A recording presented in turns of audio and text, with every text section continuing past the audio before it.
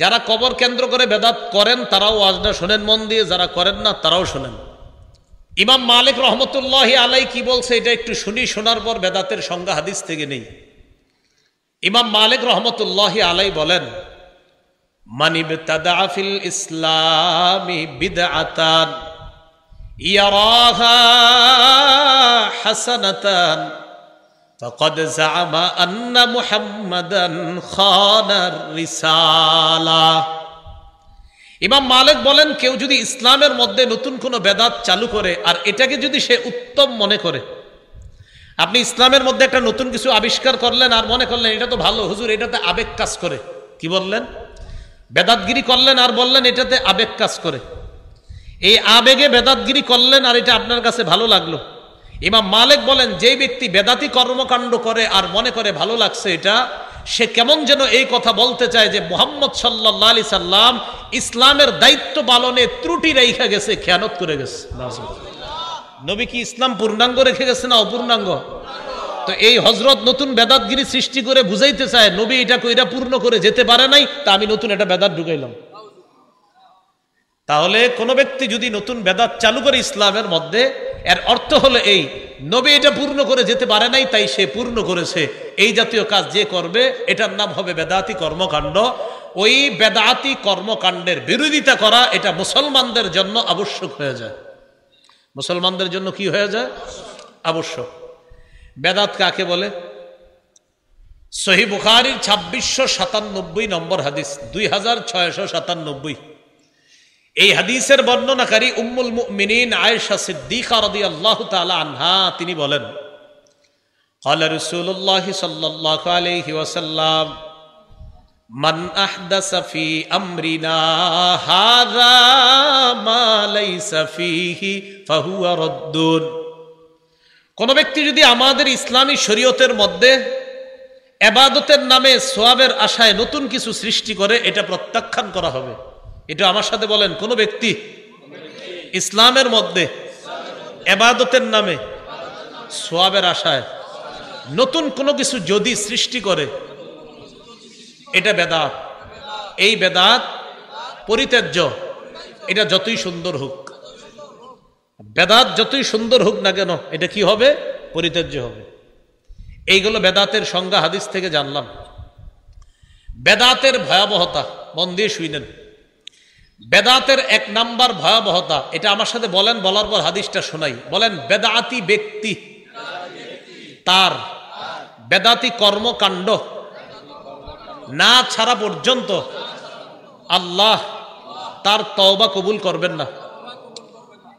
বেদাতগিরি করতেছে আর বলতেছে আল্লাহ আতুবু ইলাই, আল্লাহ আপনি মাফ করেন, মাফ করেন, মাফ করেন, মাফ করেন, মাফ করেন, এইগুলো বলতে বলতে বলতে বলতে শুরু করে দিছে বেদাত।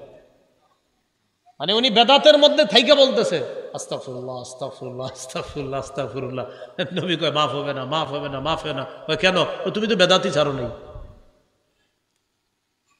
সহিহুত তারগীব 54 নম্বর হাদিস, ক্বালা রাসূলুল্লাহ সাল্লাল্লাহু আলাইহি ওয়াসাল্লাম, ইন্নাল্লাহা হাজাবাত তাওবাতা আন কুল্লি সাহিবি বিদআতিন হাত্তা ইয়াদা বিদআতা। রাসূলুল্লাহ সাল্লাল্লাহু আলাইহি সাল্লাম বলেন, আল্লাহ তাআলা প্রত্যেক বেদাতি ব্যক্তিকে ততক্ষণ ক্ষমা করবেন না, ততক্ষণ তার তওবা কবুল করবেন না, যতক্ষণ ওই বেদাতি ব্যক্তি তার বেদাতি কর্মকাণ্ড না ছাড়বে।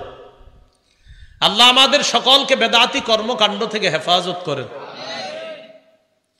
এই গেল বেদাতের 1 নাম্বার ভয়াবহতা। বেদাতের 2 নাম্বার ভয়াবহতা, বলেন আমার সাথে, বেদাতি ব্যক্তি হাউজে কাউসার থেকে বঞ্চিত হবে, যতই আবেগ দেখাক। বর্তমান জামানায় বেদাত কর্মকাণ্ড চালায় এমন কিছু ব্যক্তিরা বলে, কয় নবীর প্রেমে কোনো দলিল লাগে না। কি বলে? আপনাদেরকে নাচাইবে, গাওয়াইবে, রঙাইবে, রাঙানোর পর বলবে, কয় ওহাবিরা বলে। কয় কি এভাবে বলবে? ওহাবিরা বলে, মানে আমগরে বুঝায় আর কি, আমরা ওহাবি। যে ওহাবিরা বলে যে এটার দলিল কি? নবীর প্রেমে কোনো দলিল লাগে না। সামনে যারা থাকে তারা সবাই কয় ঠিক, সামনে যারা থাকে তারা কি বলে? ঠিক। নবীর প্রেমে কি লাগে না বলে দলিল। বিষয়টা কি সুন্দর হলো কথাটা? না। এক হাদিসের মধ্যে আসছে, রাসূল সাল্লাল্লাহু আলাইহি সাল্লামের এক সাহাবী নবীর খেদমত করছে, সহিহ মুসলিমের বর্ণনা। খেদমত করার পর নবী বললেন, সাল, তুমি আমার কাছে কিছু চাও। সাহাবী বুদ্ধি করে বললেন, ইন্নী আসআলুকা মুরাফাকাতাকা ফিল জান্নাহ, আমি জান্নাতে আপনার সাথে থাকতে চাই। রাসূলুল্লাহ সাল্লাল্লাহু আলাইহি সাল্লাম বললেন, আওয়া গায়রা যালিক, তুমি কি এছাড়া অন্য কিছু চাও না? কয়, না, আমি অন্য কিছু চাই না, আমি আপনার সাথে জান্নাতেই থাকতে চাই, জান্নাতে আপনার সাথী হতে চাই। এই কথা বলার পর নবী বললেন, আইন্নী আলা নাফসিকা বিকাসরাতিস সুজুদ, তুমি এক কাজ করবা, বেশি বেশি সেজদা করবা, নামাজ পড়বা। যত বেশি নামাজ পড়বা, নামাজের মাধ্যমে জান্নাতে আমার তত কাছাকাছি থাকতে পারবা।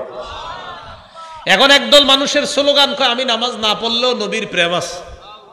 অথচ নবী বলতেছে নামাজ পড়লে কাছাকাছি হওয়া যায়, আর হে বলতেছে নামাজ না পড়লেও নবীর প্রেম আছে। হাদিস থেকে কি শিখলাম?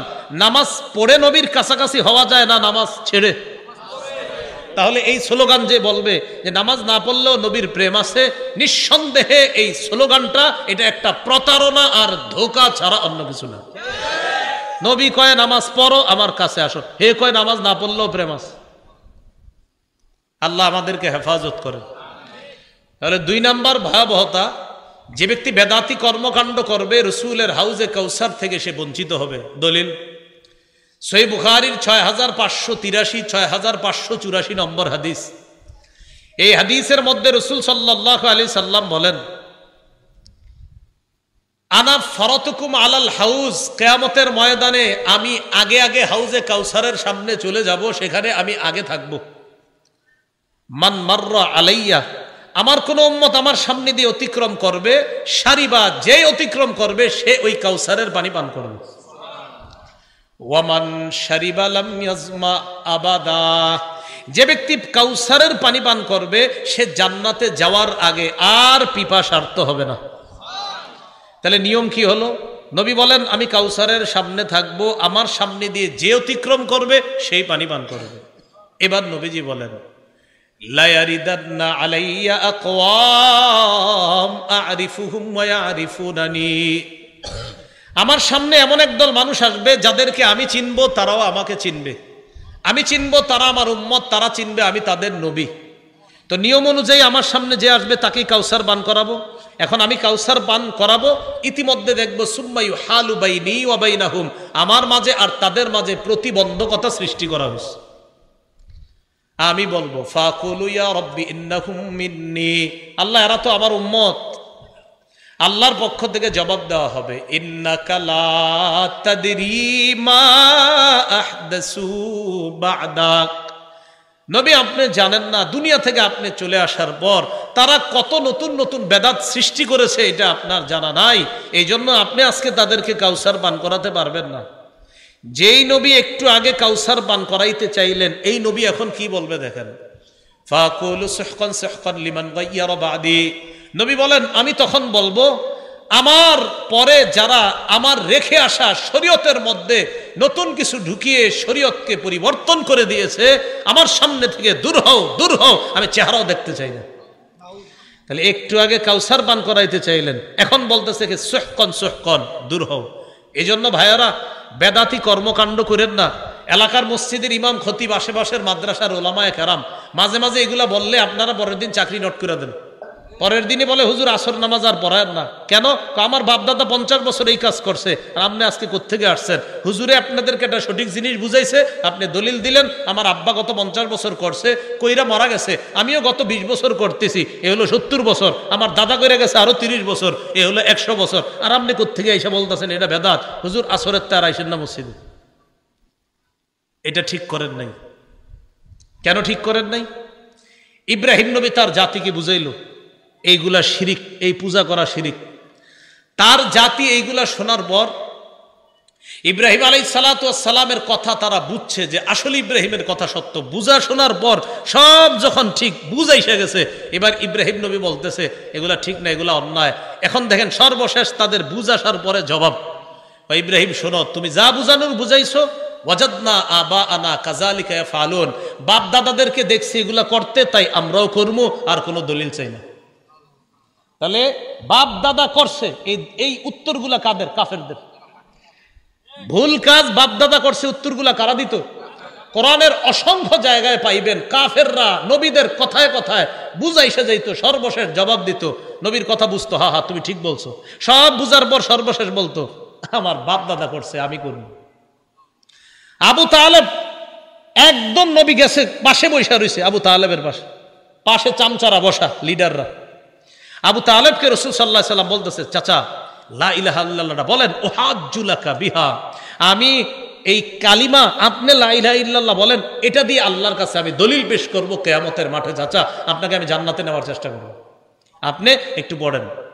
আবু তালেব বলল, ভাতিজা তোমার যে ধর্ম এটা সঠিক, এটা আমিও বুঝি, তোমার ধর্ম সঠিক এটা আমি বুঝি, তুমি সঠিক পথে আছো এটাও বুঝি, কিন্তু আমি যদি তোমার এই ধর্ম গ্রহণ করে মারা যাই, মানুষ বলবে ছি ছি বাপ দাদার ধর্ম ছাইরা বাতিজার ধর্ম গ্রহণ করছে। তো কাকা এই জন্য ইখতারতুন নার আলাল আর, আমি সম্মান বিসর্জন দিতে পারবো না, প্রয়োজনে আমি জাহান্নামের আগুন গ্রহণ করব, কিন্তু আমি এই সম্মান বিসর্জন দিতে পারবো না। তাহলে আব্বার ঐতিহ্য, দাদার ঐতিহ্য, এগুলা কাদের বক্তব্য? কাফেরদের। তো ইমাম সাহেব এনে বুঝাইছে বেদাত, এই বেচারারে বলে হুজুর আসরের তে আর আইসেন না, এইগুলা করবেন না, তিনি আপনাকে জান্নাতের রাস্তা দেখায় আর আপনি এগুলা বলতেছেন। আল্লাহ আমাদেরকে হেফাজত করেন। বেদাতের 3 নাম্বার ভয়াবহতা, যে ব্যক্তি বেদাতি কর্মকাণ্ড করে, বলেন আমার সাথে, যে বেদাতি কর্মকাণ্ড করে, যে বেদাতিকে আশ্রয় দেয়, উভয়ের উপর আল্লাহর অভিশাপ, ফেরেশতাদের অভিশাপ, সকল মানুষের অভিশাপ। 1 নাম্বার আপনি নিজে বেদাতগিরি করলেন, 2 কাউরে সুযোগ করে দিলেন যে আমার এই 3%, 4%, 5% জমিন দিয়ে দিলাম, আপনি এই জায়গায় একটা খানকা বানান আর বেদাতের সাপ্লাই দেন, কোনো সমস্যা নাই, আমার আব্বাও করছে, দাদাও করছে, আপনিও করেন, আপনি জায়গাটা দিয়ে দিলাম।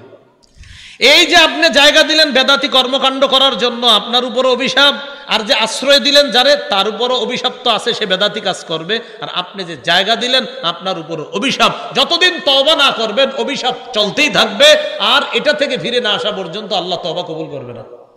দলিল সহিহ বুখারীর 3172 নম্বর হাদিস, রাসূলুল্লাহ সাল্লাল্লাহু আলাইহি সাল্লাম বলেন, মান আহদাসা ফিহা হাদাসা আও আওয়া মুহদিসা ফাআলাইহি লানাতুল্লাহ ওয়াল মালাইকাতি ওয়ান নাসি আজমাইন। যে ব্যক্তি বেদাতি কর্মকাণ্ড করে, যে কোনো বেদাতিকে আশ্রয় দেয়, তার উপর আল্লাহর অভিশাপ, ফেরেশতাদের অভিশাপ, দুনিয়ার সকল মানুষের অভিশাপ, নাউযুবিল্লাহ। কি শিখলাম ভাই? বেদাতি কাজ নিজে করব না, কোনো বেদাতিকে আশ্রয় দিব না, বলেন ইনশাআল্লাহ।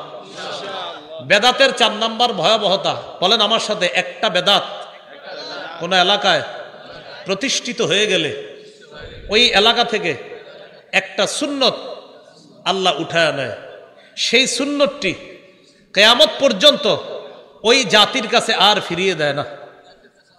কোন এলাকায় একটা বেদাত প্রতিষ্ঠিত হবে, আল্লাহ একটা সুন্নত উঠায় নিবে, এই সুন্নত আর কিয়ামতের আগে ফিরিয়ে দিবে না। দলিল সুনানে দারিমি, ইমাম দারিমি রাহিমাহুল্লাহ হাদিস আনছেন মুকদ্দিমার মধ্যে 94 নম্বর হাদিস। قال رسول الله صلى الله عليه وسلم ما ابتدع قوم بدعة في دينهم إلا نزع الله من سنتهم سنة وفي رواية من سننهم سنة। কোন এলাকার মধ্যে কোন জাতি যদি তাদের ধর্মের মধ্যে একটা বেদাত চালু করে, এটা যদি প্রতিষ্ঠিত হয়ে যায়, আল্লাহ তাআলা ওই এলাকা থেকে একটা সুন্নত উঠায় নেয়, সুম্মা লা ইয়ারুদ্দুহা ইলাইহিম ইলা ইয়াউমিল কিয়ামাহ, কিয়ামত পর্যন্ত ওই সুন্নত ওই জাতির কাছে আল্লাহ আর ফিরিয়ে দেয় না। এই জন্য এলাকার ওলামায়ে হযরত আছেন, এলাকাবাসীর কাছে আমার উদাত্ত আহ্বান, এলাকার মধ্যে যদি কোনো বেদাত দেখেন চালু হয়, কেউ যদি কোনো বেদাত প্রতিষ্ঠিত করে, আলেমদের সাথে মিলেমিশে সম্মিলিতভাবে ওই বেদাতের প্রতিবাদ করবেন, ওই বেদাতকে এলাকা থেকে দূর করবেন, না হয় কপাল খারাপ, কিন্তু আপনাদের সুন্নত কিন্তু আল্লাহ উঠায় নেবেন। ইবনে মাজার বর্ণনা 2865 নম্বর হাদিস, 2865 নম্বর হাদিস, এই হাদিসের মধ্যে আছে ক্বালা রাসূলুল্লাহ সাল্লাল্লাহু আলাইহি ওয়াসাল্লাম, নবীজি বলেন, ইন্নাহু সায়ালি আমরাকুম মিন বা'দি রিজাল ইউতফিউনা সুন্নাহ ওয়া ইউহদিসুনা বিদআহ ওয়া ইউআখিরুনাস সালাতা আন মাওয়াকিতিহা। নবী বলেন আমার পর তোমাদের ধর্মীয় দায়িত্বশীল হবে এমন মানুষরা যারা সুন্নতকে মিটায়া দিবে। যারা কি মিটায়া দিবে? সুন্নত। আপনাদের সামনে এরকম এরকম মানুষ বসে, সামনে লাখ লাখ মানুষ বসে, এই লোক হাজার হাজার লাখ লাখ মানুষের সামনে বৈশা সুন্নত মিটায়া দিচ্ছে এবং তাকে আপনারা দ্বীনের নেতা মনে করতেছেন।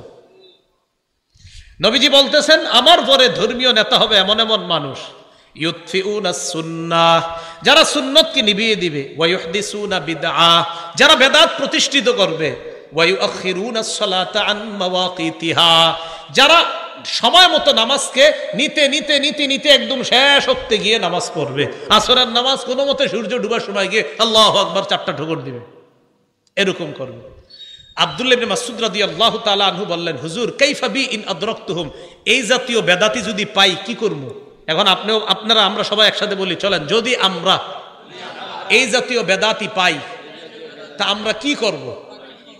নবীজি জবাব দিয়ে দিছে, লাইসা তাআতুন লিমান আসাল্লাহ, যে আল্লাহর নাফরমানি করে তার কথা মানা যাবে না, যে আল্লাহর নাফরমানি করে তার কথা মানা যাবে না। অতএব যে সুন্নতকে নিভায়া দেয়, বেদাত সৃষ্টি করে, সে আল্লাহর নাফরমান। নবী বলতেছে এই নাফরমানের কথা মানা যাবে না। নাফরমানের কথা কি করা যাবে না? মানা যাবে না। এই হলো বেদাতের 4 নাম্বার ভয়াবহতা। বেদাতের 5 নাম্বার ভয়াবহতা, যে ব্যক্তি বেদাতগিরি করে, আল্লাহ না করেন যদি এই আকীদা নিয়ে মারা যায় যে মরার সময় তার বেদাতি আকীদা, বাস তার ঠিকানা জাহান্নাম। ইবনে মাজাহ, আবু দাউদ, নাসাই, এই 3 কিতাবের মধ্যে মিলে একটা হাদিস শোনাই। আবু দাউদের 4607, নাসাইর মধ্যে বর্ণনাটা আছে। রাসূলুল্লাহ সাল্লাল্লাহু আলাইহি সাল্লাম বলেন, ইন্নাহু মাইয়াইশ মিনকুম বা'দি ফাসায়ারা ইখতিলাফান কাসীরা, আমার পরে যারা দুনিয়াতে থাকবা তোমরা প্রচুর মতভেদ দেখতে পাবা।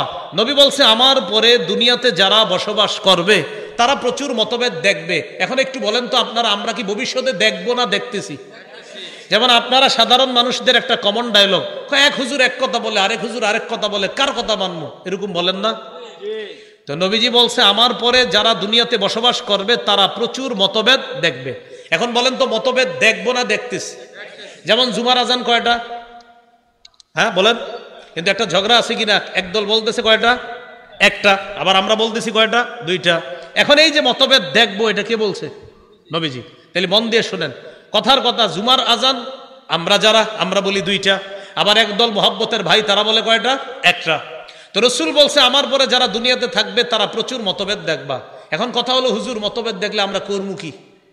নবীজি জানিয়ে দিলেন, ফালাইকুম বিসুন্নতি, 1 নাম্বার কাজ, ওই মতভেদ যখন দেখবা তখন আমার সুন্নত আঁকড়ে ধরবা। সুবহানাল্লাহ। এখন আমরা একটা মতভেদের মধ্যে আছি, সেটা কি জুমার আজান কয়টা? তো মতভেদ হলো আমরা বলি 2টা, আর একদল মোহাব্বতের ভাই বলে কয়টা? একটা। এখন আমরা এই মতভেদের মধ্যে নিরসন খুঁজতেছি। নবী বলে মতভেদ লাগলে প্রথমে আমার সুন্নত ধরবা। নবীর সুন্নত তালাশ করে জুমার আজান পাইছি একটা। বলেন কয়টা? একটা। এবার নবী বলতেছে, ওয়াসুন্নাতিল খুলাফাইর রাশিদিনাল মাহদিয়িন, আমার হেদায়েত প্রাপ্ত খোলাফায়ে রাশেদার সুন্নত আঁকড়ে ধরবা। নবীর সুন্নতে পাইছি জুমার আজান একটা, এবার খোলাফায়ে রাশেদার সুন্নত। খোলাফায়ে রাশেদার মধ্যে প্রধান 4 জন সাহাবীর মধ্যে একজন হযরত উসমান। হযরত উসমান জুমার 2য় আজান চালু করছে। নবী বলছে মতভেদ যখন দেখবা, 1 আমার সুন্নত ধরবা, 2 আমার সাহাবায়ে কেরামের সুন্নত ধরবা। নবীর সুন্নতে পাইছি আজান একটা, উসমানের সুন্নতে পাইছি আজান আরেকটা। অতএব নবীর সুন্নাহ মানা মানিও নবীর কথা মানা, উসমানের সুন্নাহ মানা মানিও নবীর কথা মানা। আর নবীজি বলছে আমার সুন্নত ধরো, সাহাবায়ে কেরামের সুন্নত ধরো। এখন বলেন তো নবীর সুন্নত ধরবো, কথাটা কার? বলেন নবীর। আমরা মতভেদ দেখবো না দেখতেছি? তো নবী বলছে মতভেদ দেখলে 1 নাম্বার আমার সুন্নত ধরো, এরপরে বলছে খোলাফায়ে রাশেদার সুন্নত ধরো। আচ্ছা বলেন তো নবীর সুন্নত ধরতে হবে, কথাটা কার? নবীর। খোলাফায়ে রাশেদার সুন্নত ধরতে হবে, কথাটা কার? নবীজির। তাহলে খোলাফায়ে রাশেদার মধ্যে হযরত উসমান গনি আছে কিনা? এই হযরতে উসমান 2য় আজান চালু করছে। মক্কা মদিনা সহ সারা পৃথিবীর ম্যাক্সিমাম জায়গায় জুমার আজান হয় 2টা। এখন আপনার একদল মোহাব্বতের ভাই তারা বলতেছে না, জুমার আজান একটা, আর আমরা বলতেছি না জুমার আজান দুইটা। আমাদের দলিল, নবী বলছে মতভেদ লাগলে আমার সুন্নত খোঁজো, আমার সাহাবীদের সুন্নত খোঁজো। আর নবীর সুন্নত আর সাহাবীদের সুন্নত মানার কারণেই আমাদের নাম আহলুস সুন্নাহ ওয়াল জামাআহ। আমরা নবীর সুন্নাহও মানি, জামাতে সাহাবা তাদের আদর্শও মানি। নবীর সুন্নতে পাই জুমার আজান একটা, জামাতে সাহাবার আদর্শে পাই সুন্নত দুইটা, জুমার আজান। এই জন্য আমরা জুমার আজান দেই দুইটা। আপনার নাম আগে ঠিক করতে হবে, আপনি কি শুধু আহলুস সুন্নাহ না আহলুস সুন্নাহ ওয়াল জামাআহ, এটা ঠিক করতে হবে। যদি বলেন আহলুস সুন্নাহ ওয়াল জামাআহ, তো নবীর সুন্নত মানতে হবে, সাহাবায়ে কেরামের আদর্শ মানতে হবে। আচ্ছা, এবার সাধারণ জনগণ দেই, বুঝছেননি? বলেন আমরা মতভেদ দেখব, কথাটা কার? নবীর। এখন জুমার আজান একটা না দুইটা, এই মতভেদটা কি দেখবো না দেখতেছি? এবার নবী বলছে মতভেদ দেখলে এক, কার সুন্নত খুঁজবো? নবীর। দুই নাম্বার কার সুন্নত? সাহাবীদের। বলেন তো নবীর সুন্নতে জুমার আজান পাই কয়টা? সাহাবীদের সুন্নতের মধ্যে জুমার আজান পাই কয়টা? নবীর সুন্নত মানা, কথাটা কার কথা? নবীর। সাহাবীদের সুন্নত মানা, কথাটা কার? আল্লাহ আমাদেরকে বুঝার তৌফিক দান করেন। এরপর নবী বলেন ইয়াকুম ওয়াল মুহদাসাত, তোমরা ইসলামের মধ্যে নতুন নতুন বেদাত আবিষ্কার করা থেকে বাঁচো। ফাইন্না কুল্লা মুহদাসাতিন বিদআহ, প্রত্যেক নতুন আবিষ্কার বেদাত। নাসাইতে আছে ওয়া কুল্লা বিদআতিন দালালাহ, প্রত্যেক বেদাত হলো পথভ্রষ্টতা। ওয়া কুল্লা দালালাতিন ফিন্নার, প্রত্যেক পথভ্রষ্টতার ঠিকানা জাহান্নাম। আল্লাহ আমাদের সকলকে বেদাতি কর্মকাণ্ড থেকে হেফাজত করেন। এইগুলো আমাদের আজকের আলোচনার প্রথম অংশ। এবার দ্বিতীয় অংশটা আমরা চলে যাই, চলেন। দ্বিতীয় অংশ হলো, বলেন আমার সাথে, কবর কেন্দ্রিক বাড়াবাড়ি শিরিক পর্যন্ত পৌঁছে দেয়। আপনাদের নারায়ণগঞ্জ আছে কিনা আমি জানি না, আমাদের বাংলাদেশে কবর কেন্দ্রিক বাড়াবাড়ি আছে, বেশি আছে এটা আমিও জানি। কবর কেন্দ্রিক বাড়াবাড়ি, আগে বর্ণনা শোনেন। সহিহ বুখারীর বর্ণনা 427 নম্বর হাদিস। এই হাদিসের মধ্যে নবীজির 3 বিবির কথা। এক হলো আম্মাজান আয়েশা সিদ্দিকা রাদিয়াল্লাহু তাআলা আনহা থেকে হাদিসটা বর্ণনা। নবীজির আর 2 বিবি উম্মে হাবিবা আর উম্মে সালামা, তাদের সম্পর্কে হাদিসটা। সুবহানাল্লাহ। বর্ণনা করছে এক বিবি আর সম্পর্ক আরো 2 বিবির। তিনি বলেন আন্না উম্মা হাবিবাতা ওয়া উম্মা সালামাতা যাকারাতা কানিসাতান রাআইনাহা বিল হাবাশা। উম্মে হাবিবা এবং উম্মে সালামা, নবীর এই 2 বিবি হাবশায় একটা গির্জা দেখছে, গির্জা গির্জা ফিহা তাসাবির, এই গির্জার মধ্যে অনেক মূর্তি। গির্জা ইবাদতখানা, এই ইবাদতখানার মধ্যে অনেক মূর্তি।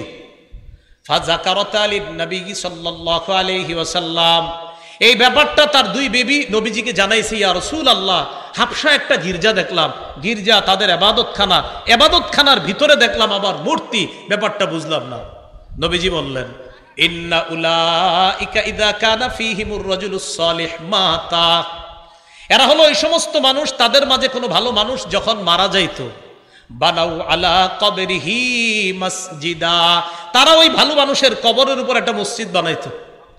তাদের কোনো ভালো মানুষ মারা গেলে ওই ভালো মানুষের কবরের উপর তারা একটা মসজিদ বানাইতো। বানানোর পর ওয়াসাব্বারু ফীহি তিলকা সুওয়ারা, ওই মসজিদের ভিতর ওই অলিদের মূর্তি তারা স্থাপন করত। এবার একটু বুঝেন, দেখেন, এ হলো অলির কবর, এই কবরের উপরে মসজিদ, আবার মসজিদের ভিতরে অলির ছবি মূর্তি। এ হলো নিচে হলো কবর, উপরে মসজিদ, ওই মসজিদের ভিতরে অলির মূর্তি। তাহলে নিচে অলির কবর, উপরে অলির মূর্তি, এটার মধ্যে তারা ইবাদত করত। নাউজুবিল্লাহ। রাসূলুল্লাহ সাল্লাল্লাহু আলাইহি সাল্লাম বলেন উলাইকা শিরারুল খালকি ইনদাল্লাহি ইয়াউমাল কিয়ামা, কিয়ামতের ময়দানে তারা হবে সবচেয়ে নিকৃষ্ট জাতি। বলেন নাউজুবিল্লাহ। কি শিখলাম? কবর কেন্দ্রিক মসজিদ বানানোর প্রতি কি কোনো উৎসাহিত আছে? হাদিসের মধ্যে উৎসাহ আছে। নবী বললেন এরা হবে সবচেয়ে নিকৃষ্ট। এবার আরেকটা হাদিস শুনেন, মুসনাদে আহমদ, এই হাদিসের বর্ণনাকারী আব্দুল্লাহ ইবনে মাসউদ রাদিয়াল্লাহু তাআলা তিনি বলেন সামিআতু রাসূলুল্লাহি সাল্লাল্লাহু আলাইহি ওয়াসাল্লাম ইয়াকুল ইন্না মিন শাররিন নাস মান তুদরিকুহুমুস সাআ ওয়া হুম আহইয়া ওয়াল্লাযীনা ইয়াত্তাখিযুনাল কুবুরা মাসাজিদা। রাসূলুল্লাহ সাল্লাল্লাহু আলাইহি সাল্লাম বলেন পৃথিবীর সবচেয়ে নিকৃষ্ট জাতি তারা যারা দুনিয়াতে জীবিত থাকতে কিয়ামত আসবে, পৃথিবীর সবচেয়ে নিকৃষ্ট মানুষ তারা যারা দুনিয়াতে জীবিত থাকতে কিয়ামত আসবে। পৃথিবীর সবচেয়ে নিকৃষ্ট মানুষ তারা যারা জীবিত আছে আর কিয়ামত এসে গেল, তারা সবচেয়ে নিকৃষ্ট। আর কারা? ওয়াল্লাযীনা ইয়াত্তাখিযুনাল কুবুর মাসাজিদা, এবং তারা, বলেন সবাই এবং তারা, আরো জোরে বলেন এবং তারা, যারা কবরকে মসজিদ বানায়, যারা কবরকে সেজদার স্থান বানায়, তারা সবচেয়ে নিকৃষ্ট। তাহলে নবীজি কি বললেন? যারা জীবিত থাকতে কিয়ামত আসবে তারা সবচেয়ে নিকৃষ্ট, আর যারা কবরকে সেজদার স্থান বানায় তারা সবচেয়ে নিকৃষ্ট। এবার আরেকটি হাদিস শোনেন, সহিহ মুসলিমের বর্ণনা, 1075 নম্বর হাদিস, আমাদের মাদ্রাসার পাঠ্যপুস্তক অনুসারে 532 নম্বর হাদিস, আর আপনাদের পকেটের উস্তাদ অনুযায়ী 1075। পকেটে অনেকে উস্তাদ রাখে, মানে মোবাইল, এটাই উস্তাদ। তো এটা অনুযায়ী 1075, যদিও এটা বলা আমার জরুরি না, এটা না বললেও কিচ্ছু হবে না, কারণ আপনারটা ইন্টারন্যাশনাল ভাবে ফলো করা হয় না। আমি যেটা বলি ওটা ফলো করা হয়, 532 এটা ফলো হয় না। আপনি 1075 যেটা, এটা এমনি বলে দিলাম, কারণ চিপাই গিয়ে আবার মিলায় হুজুরের কথা ঠিক আছে কিনা।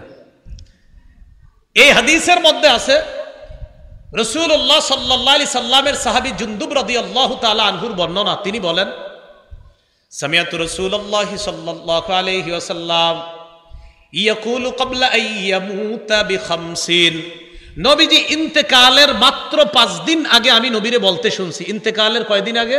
5 দিন। ইন্নী আবরাউ ইলাল্লাহ আইয়াকুনা লি মিনকুম খলিল, তোমাদের মধ্যে আমার কোন অন্তরঙ্গ বন্ধু হওয়া থেকে আমি আল্লাহর কাছে মুক্ত, তোমাদের কেউ আমার অন্তরঙ্গ বন্ধু নাই। নবী বলতেছে, হে জাতি শোনো, হে উম্মত শোনো, তোমাদের মধ্যে আমার কোন অন্তরঙ্গ বন্ধু নাই, এই অন্তরঙ্গ বন্ধু হওয়া থেকে আমি আল্লাহর কাছে মুক্ত। কেন? ফাইন্নাল্লাহ তাআলা ক্বাদ ইত্তাখাযানি খলিলা কামা ইত্তাখাযা ইব্রাহিমা খলিলা, কেননা আল্লাহ তাআলা আমাকে খলিল হিসাবে গ্রহণ করেছে, যেমন ইব্রাহিম নবীকে খলিল হিসাবে গ্রহণ করছে। আপনারা এতদিন জানতেন ইব্রাহিম নবী আল্লাহর খলিল, এক নবী আল্লাহর খলিল। আজকে থেকে আমরা জেনে থাকব ইব্রাহিম নবীও আল্লাহর খলিল, আমাদের নবীও আল্লাহর খলিল। ইব্রাহিম নবী খলিলুল্লাহ, আমাদের নবী খলিলুল্লাহ, হাবিবুল্লাহ, রসুলুল্লাহ। সুবহানাল্লাহ। তাহলে আমাদের নবী বলেন, মানুষের মধ্যে আমার কোনো খলিল নাই। কেন? আল্লাহ আমাকে খলিল হিসাবে গ্রহণ করেছেন।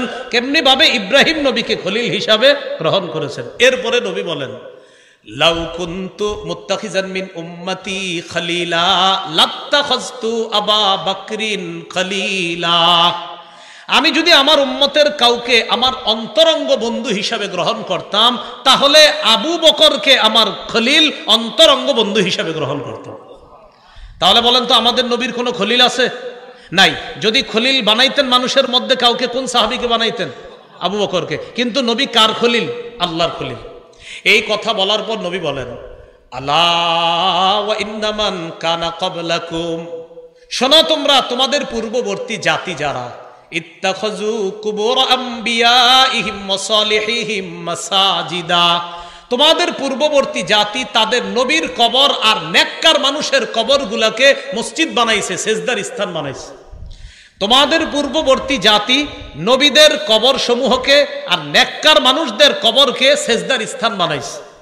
আলা ফালা তাত্তাখিজুল কুবুর মাসাজিদা, শোনো তোমরা কিন্তু কবরকে সেজদার স্থান বানায়ো না। নবী কি বুঝাইতে চায়? হে আমার উম্মত, অন্য জাতি যেমন নবীদের কবরকে সেজদার স্থান বানাইছে, নেককার মানুষদের কবরকে সেজদার স্থান বানাইছে, এই কাজ কিন্তু তোমরা করো না। কারণ নবী তো ইন্তেকাল করবে, নবী বিদায় নিবে, নবীর আর বেশি দিন বাকি নাই, মাত্র 5 দিন বাকি আছে। নবী ওই 5 দিন আগে বলতেছে, সাবধান, অতীতের জাতি তাদের নবীর কবরকে সেজদার স্থান বানাইছে, এই কাজ কিন্তু তোমরা করো না। নেককার মানুষকে কেন্দ্র করে সেজদার স্থান আমাদের দেশে তালাশ করলেও পাবেন। হ্যাঁ, নেককার মানুষকে কেন্দ্র করে সেজদার স্থান এই দেশে তালাশ করলেও পাবেন। আল্লাহ হেফাজত করেন।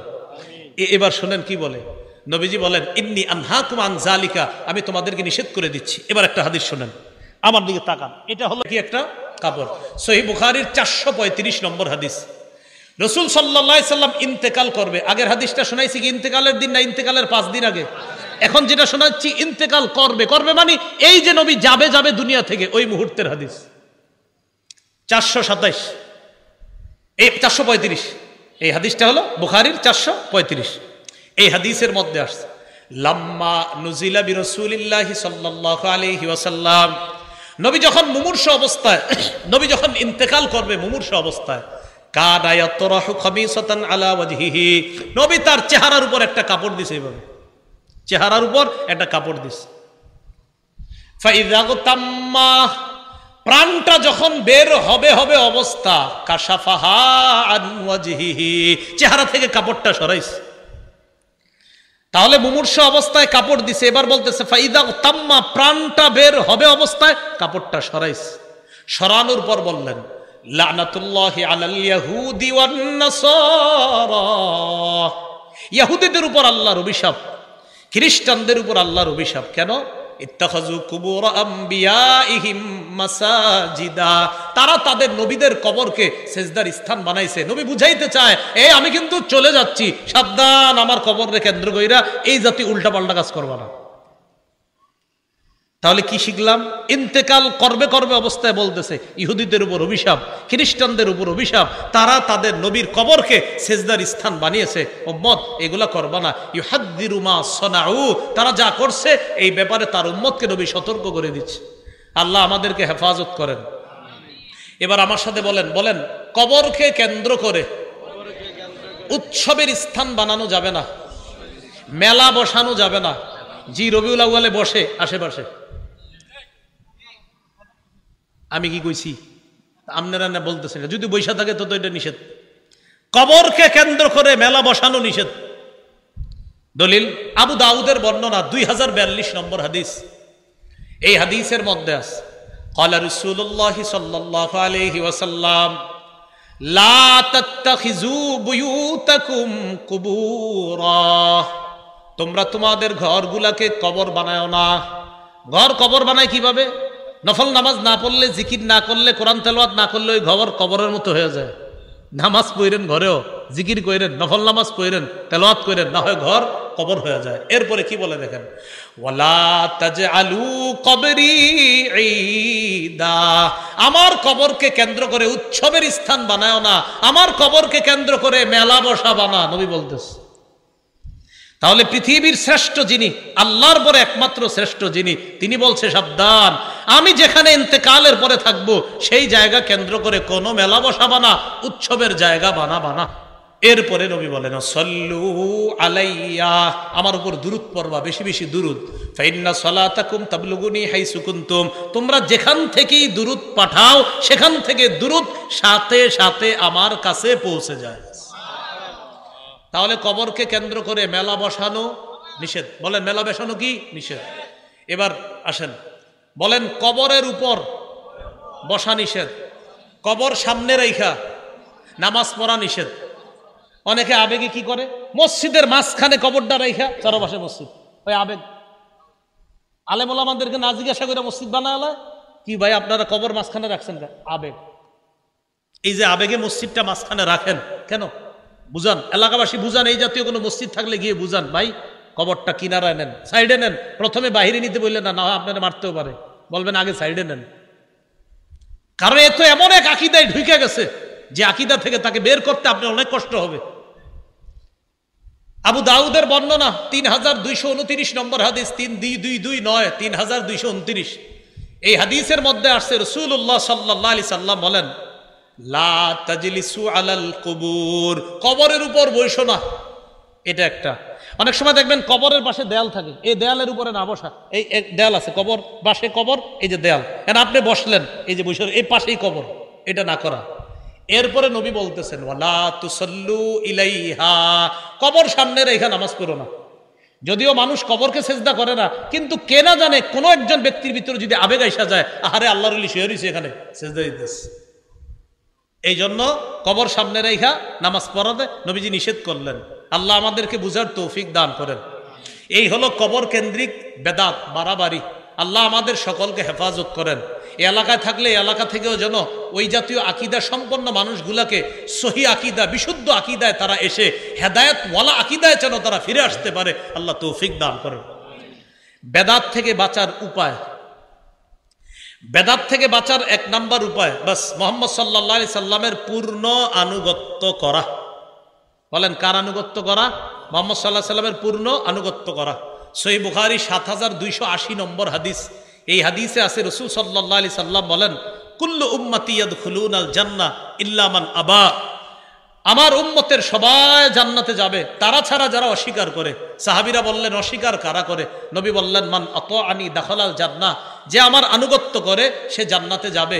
ওমান আসানি ফাকাদ আবা, যে আমার নাফরমানি করে সেই অস্বীকার করলো। তো অস্বীকার যে করবে সে সুন্নাহের বাহিরে চলে গেল।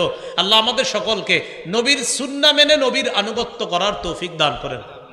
2 নম্বর উপায়, বলেন আমার সাথে, সুন্নত বেশি বেশি জিন্দা করা, সুন্নতের ব্যাপক প্রচার প্রসার করা। তাহলে বেদাত দূর করার 2 নম্বর উপায় হলো সুন্নতের ব্যাপক প্রচার প্রসার করা, সুন্নতের কথা বেশি বেশি বলা, নামাজের পরে মাঝে মাঝে সুন্নত নিয়ে আলোচনা করা। আসরের পরে ইমাম সাহেব যারা আছেন 2 মিনিট 5 মিনিট একটা সুন্নত বলতে পারেন। আমাদের যাত্রাবাড়ি শায়েখের একটা বই আছে, আপনার কিতাব আছে, 1 মিনিটের মাদ্রাসা। হ্যাঁ, 1 মিনিটের মাদ্রাসা। তো এইটা আপনি প্রতিদিন পড়া শোনান। 1 মিনিটের মাদ্রাসা মানে ওই নামাজের পরে সবাই বসবে, 1-2 মিনিট একটু কথা শুনবে। এই এলাকাবাসী যারা আছেন, আহার এই মানুষগুলা কোথায় যাবে?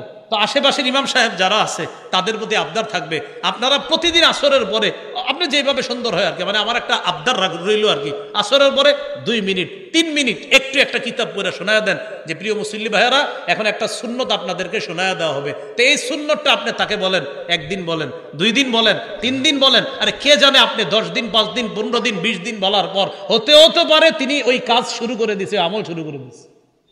এই জন্য প্রতিদিন কিছু কিছু সুন্নত আমরা শিখবো। ইমাম সাহেবদেরকে আপনারা বলবেন যে, হুজুর কিতাবাদি কি কি কিনে দেওয়া লাগবে বলেন, আমরা বলি কিনে দেই, আপনি আমাদেরকে বইরা বইরা শোনান। এলাকাবাসী রাজি আছেন ইনশাআল্লাহ? তাহলে এই সুন্নত যেন মসজিদে মসজিদে এটা যেন জিন্দা হয়ে যায়, সবাই যেন ব্যাপক প্রচার প্রসার করতে পারে, আল্লাহ তৌফিক দান করেন। তিরমিজির বর্ণনা 2677 নম্বর হাদিস, 2677। এই হাদিসে আসছে রাসূল সাল্লাল্লাহু আলাইহি সাল্লাম বলেন, মান আহিয়া সুন্নাতাম মিন সুন্নতি, আমার একটা সুন্নত যদি কেউ জিন্দা করে, ফালাহু আজরু মান আমিলাহা। কোন ইমাম সাহেব যদি একটা সুন্নত প্রচার করে, এই এলাকার 100 মুসল্লি যদি ওই সুন্নতটা পালন করে, ওই ইমাম সাহেবের আমল নামায় 100 জনের সওয়াব আল্লাহ দিবে। তাদের সওয়াব কাটা হবে না, মিন গায়রি আইয়ুনতাকাসা মিন উজুরিহিম শাই, তাদের সওয়াব থেকে একটু কাটা হবে না, তাদের সমপরিমাণ সওয়াব সুন্নত জিন্দাকারীর আমল নামায় আল্লাহ দিবে। ঘরের মা বোন যারা আছে তাদেরকে এই সুন্নতের কিতাবগুলা আপনারা কিনে দেন, তারাও যেন সুন্নত শিখতে পারে। সাধারণত কবর কেন্দ্রিক বাড়াবাড়ির প্রতি আমাদের মা বোনদের অনেক আগ্রহ আছে। মা বোনরা একটু নরম, হয়তো এদেরকে যেমনি বুঝে মনে করে আহারে না জানি কি আছে সেখানে। এইগুলা করতে গিয়ে আপনার এই কবর কেন্দ্রিক বাড়াবাড়ির মধ্যে মা বোনরাও লিপ্ত হয়ে যায়। খুব মন দিয়ে শোনেন, আল্লাহর কাছে মনোনীত ধর্ম ইসলাম পালনের একটা কিতাব আছে, কোরআনেই আছে কি মানতে হবে, কোরআন এবং হাদিস অনুযায়ী ইসলাম মানবো। কি করা যাবে না? বাড়াবাড়ি। আর কি করা যাবে না? ছাড়াছাড়ি। এই বাড়াবাড়ির একটা অন্যতম বাড়াবাড়ি আমাদের দেশ সহ অনেক জায়গায় চলে, এটার নাম কি? বেদাত। বলেন তো, ইসলামের মধ্যে এবাদতের নামে নতুন কিছু আবিষ্কার, এটার নাম কি? বেদাত। আল্লাহ আমাদের সকলকে বেদাতি কর্মকাণ্ড থেকে আমরা যেন বেঁচে থাকতে পারি, আল্লাহ তৌফিক দান করেন। সামনের মাসটা কি মাস? আরবি মুহররম। এই মুহররম মাসটা কেন্দ্র করেও অনেকের আবেগ এখন উতলে উঠবে। এই আজকে এখন মানে আবেগ, খুব আবেগী, এবং আপনাদের বুঝাবে, হুজুর এই আবেগী হইতে হইলেও ভাগ্য লাগে, বুঝেন? এই আবেগ বাড়তেই থাকবে, দেখবেন বাড়তে বাড়তে এই আবেগ যে কোথায় গিয়ে পৌঁছবে। শুধু কি আবেগ, যখন দেখবে যারে নিয়ে আবেগটা, তার কবর তো বাংলাদেশে নাই, হের একটা কবর বানায় ফেলবে দেশে, বানায় এটা নিয়ে আপনার এটারে কলা দিবে, আম দিবে, জাম দিবে, কাঁঠাল দিবে, টাকা দিবে। কারে দেয়? কি এক আজীব মস্তিষ্ক নিয়ে বসবাস করে। কবরের সামনে একটা বাচ্চা বৈশা বৈশা কয়, স্যার 10টা টাকা দান করেন। দান করে না, ওই কবরে মরা মানুষটারে গিয়ে 10,000 দিয়ে। জিন্দা মানুষ কত চাইছে? 10। আরে জিন্দা মানুষ কত টাকা চাইছে? 10। দেয় নাই 10। মরা মানুষের দিছে কত? 10,000। এই বলেন না, মরা মানুষের দিছে কত? স্যার 10টা টাকা দেন, পেটে খিদা। দেয় না, মরা মানুষের দিয়েছে 10,000। এই সমস্ত অসুস্থ মস্তিষ্ক কবে আমাদের বুঝে আসবে বলেন? আল্লাহ আমাদের সকলকে বুঝার তৌফিক দান করেন।